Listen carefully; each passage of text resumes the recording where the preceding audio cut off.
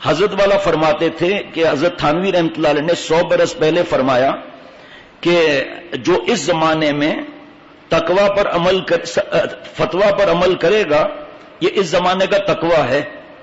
یہی بات ہمارے حضرت نے میں سکھائی کہ بھائی اگر ہمت نہیں ہے کسی بات میں تو کم از کم شریعت پر عمل کر لو. سنت پر عمل کرنا یہ ہے اولیاء صدیقین کی آخری شرط. خالی انگلی صاف کرنے کو نہیں کہہ رہا میں، سب کی سب سنتیں، مرنا جینا کاروبار وغیرہ سب. اگر یہ اتنی ہمت نہیں ہے تو شریعت کے خلاف نہیں جا سکتے نا. ایک جملہ ہو گیا بھائی، سب سمجھ میں آ گیا کہ اگر کسی کو سمجھ میں نہیں آ رہا تقویٰ کی بات، اولیاء صدیقین کی آخری شرط، میں اللہ کے گھر میں بیٹھ کر کہہ رہا ہوں کہ اگر وہ فتویٰ پر عمل کرتا ہے میں کچھ نہیں کہوں گا انشاءاللہ تعالیٰ اس کو. ٹھیک ہے. ہم سے لوگ پوچھتے ہیں زیادہ تر کہ شیخ العرب والعجم عارف باللہ حضرت مولانا شاہ حکیم محمد اختر صاحب رحمۃ اللہ علیہ کی اس بارے میں شارح اولیاء کیا ہے، تو ہم بتا دیتے ہیں. فتویٰ الگ ہے، جیسے لڑکیوں کا کالج پڑھنا 11 شرطیں ہیں، یہ تو فتویٰ کی ہے، باقی تو آپ چھوڑ دو. آج مفتی نعیم صاحب کھانے کے وقت عجیب بات فرمائی کہ جب آپ صلی اللہ علیہ وسلم کے وقت میں عورتیں مسجد میں آتی تھیں ایسے ہی نہیں آتی تھی، شرطیں ہوتی تھی کہ عورتیں سب سے آخر میں آئیں گی، میلے کچیلے کپڑے پہن کے آئیں گی، عطر لگا کر نہیں آئیں گی، خوشبو لگا کر نہیں آئیں گی، اور سب سے آخر میں کھڑی رہیں گی. اور نماز ختم ہونے کے بعد سب سے پہلے عورتیں نکلیں گی. وہ جو کہتے ہیں نا کہ بینکویٹ ہال میں ایک ہی راستہ ہے، ایک ہی انٹرنس ہے، وہیں سے دیکھ لو کیا معاملہ ہو رہا ہے.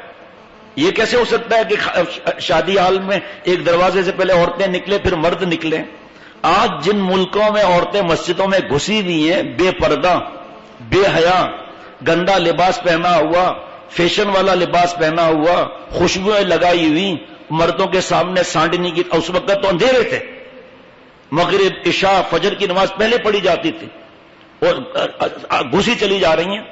ان ملکوں میں 2-3 میرے دوستوں نے بتایا اب عورتیں مردوں کے ساتھ کھڑی ہو رہی ہیں.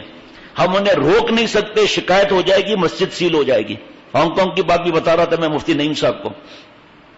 آج بحثیں کرتے ہیں. ارے اللہ کی بندیوں، جب 11 مہینہ 20 دن فرض نماز کے لیے مسجد میں آنے کی اجازت نہیں تو تراویحوں کے لیے کہاں گھستی پھرتی ہو؟